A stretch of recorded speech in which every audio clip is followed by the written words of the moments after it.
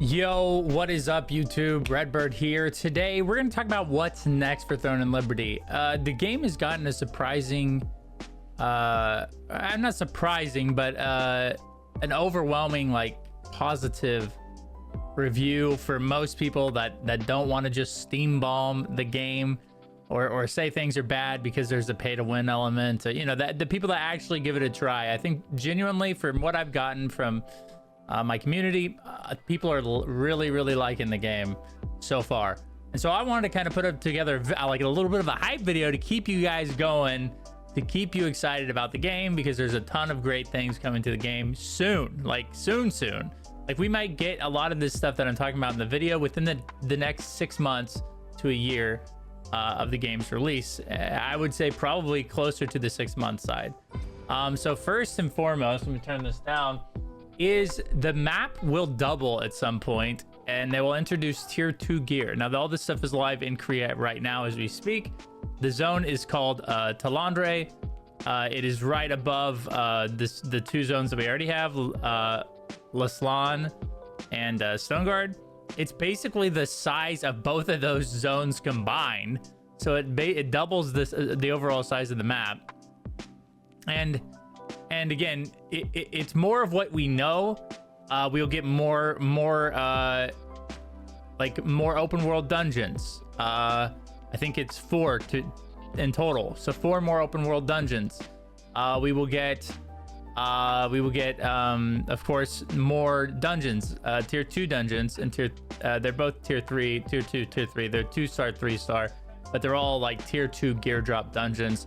Speaking of tier 2, we'll get tier 2 gear, which is like the next step from your tier 1 gear, the purple gear that you're using right now. These sets provide a lot of interesting new set bonuses that will change the way your character plays and change the level of viability in builds and stuff. It's a very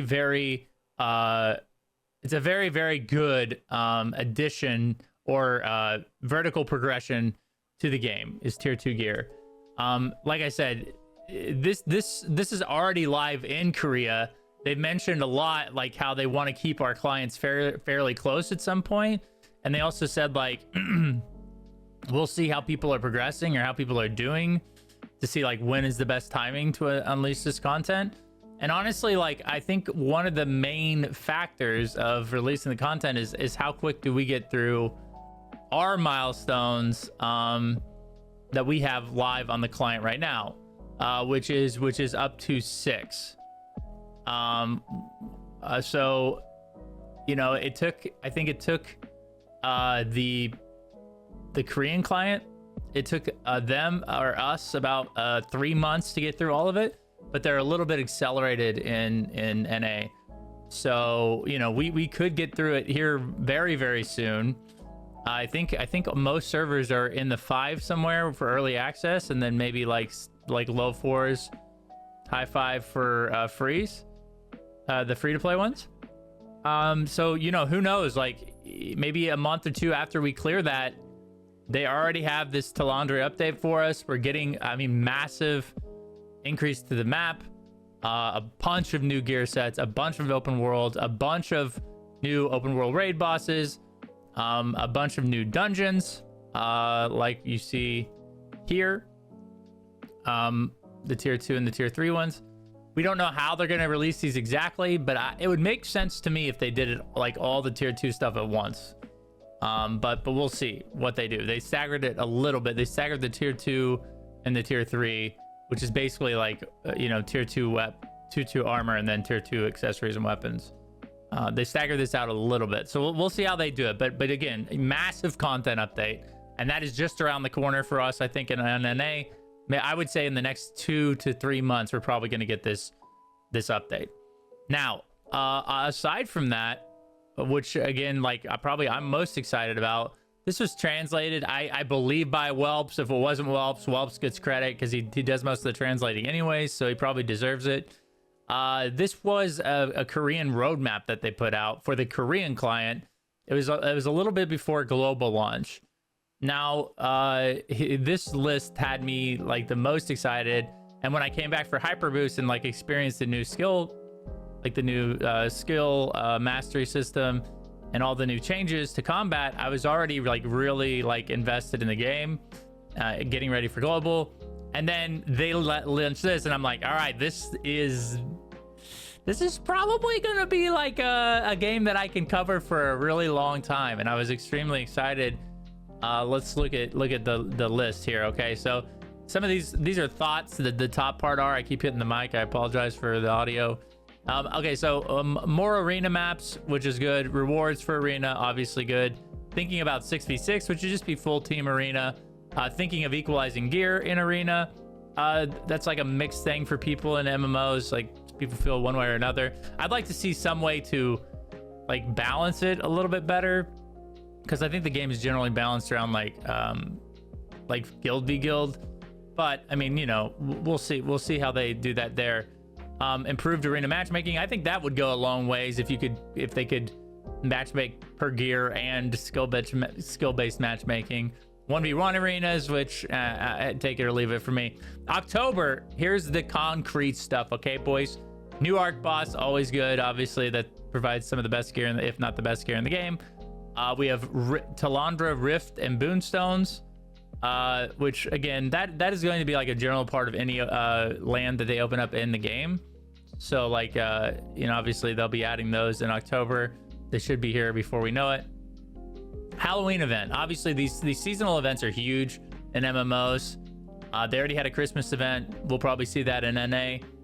Now they're gonna have a Halloween event as well. And just these seasonal events create reasons for people to log in, collect new cosmetics, etc., etc. Very cool. Nebula Island. This is a PvP island, just like the one that was added to New World. We don't know exactly how it functions. I think there might be groups on there. But not a lot is known about this, but just know that Nebula Island, they mean PvP island. And then artifacts. Artifacts, I found some stuff on. There isn't a lot of concrete information on what they do. It's basically like putting together a puzzle, and then that puzzle has some sort of effect on your character. We don't know like exactly everything we need to know about artifacts quite yet. But we just know that it is like a new system in the game. So November, we have war games, which are Battlegrounds. They're confirmed to be Battlegrounds. So it'll be like what would make more sense? Like 18v18, like 3 groups of 6, or maybe a 24v24. So it'll be like, you know, who knows? Like probably your classic like control points or capture the flag, etc., etc. Huge for the game. Like OPR, the game needed something like this. Keep people like queuing for PvP activities between the calendar events, and we got it. It's super sick.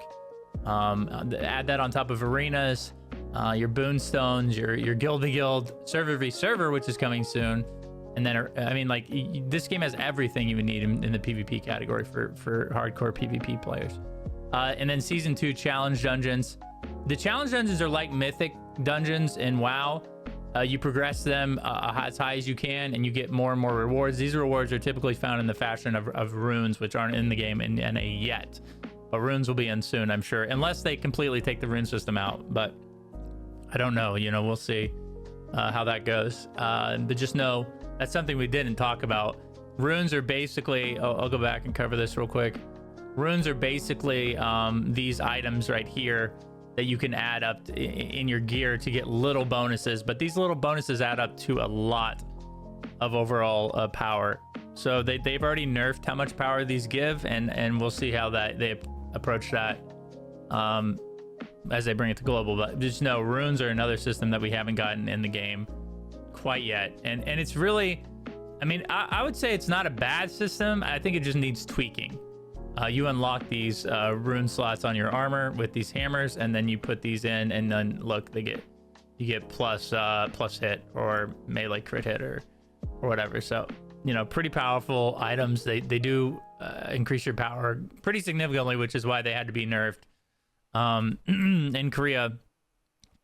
Let's go back over here. So now December. This is the 1-year anniversary for the game. This is where the hype starts to get real, in my opinion. So new weapon, It's basically all but been confirmed for a spear. So we don't know exactly what the weapon is yet, but we do know it's been hinted at several times that it's going to be a spear. A guardian leveling system. This will be a system where you can level maybe the guardian, and maybe you can branch. Maybe they'll have their own skill tree and stuff. That'll be pretty cool. It would be a good system, I think, because then it like more identifies your characters. Like I'm a staff wand guardian, or like staff wand, you know, whatever player. I just literally blanked on the name of the guardian I use all the time, and that's sad. Let's see, where is it? Yeah, I'm like a staff wand lady knight, and then maybe the lady knight will have like ways to branch out into more cooldown speed or max mana or whatever. I digress. So honor system, we're not exactly sure what that is yet. It seems like it's something to do with PvP. We don't know. The mastery system, I think they're going to expand upon the mastery system. The mastery system overall right now is pretty lacking for how much work and time you need to put into leveling your weapons. It like putting 1 point in doesn't feel that great, especially for how long it takes. We're getting a new arena map in December in Korea, and now they're expanding upon the fishing and the cooking and life scaling to make them more interesting, including secret recipes and fishing codex. So really cool there. Here's 2025 Q1. Now this stuff might take a little bit longer to get to NA because they haven't even confirmed the Korean stuff yet. But again, this is where it starts to get really, really interesting for the game. We get the 12-man raid.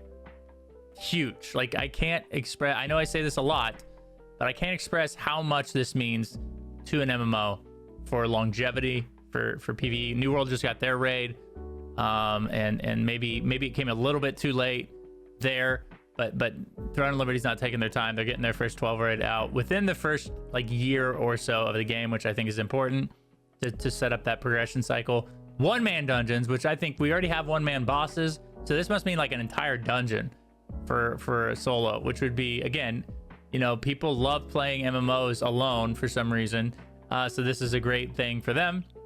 We have inner server castle siege, huge for PvP.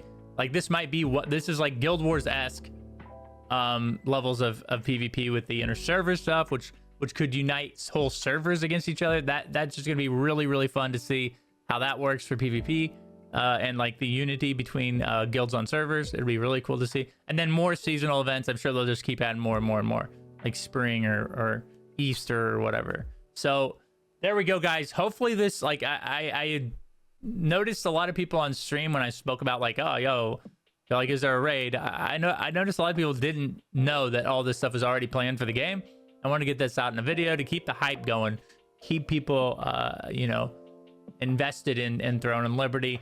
Thanks for watching, guys. I really appreciate it. You guys have been killing it on YouTube. The subs, the watch, the clicks, the likes, the dislikes, whatever you guys do to stimulate.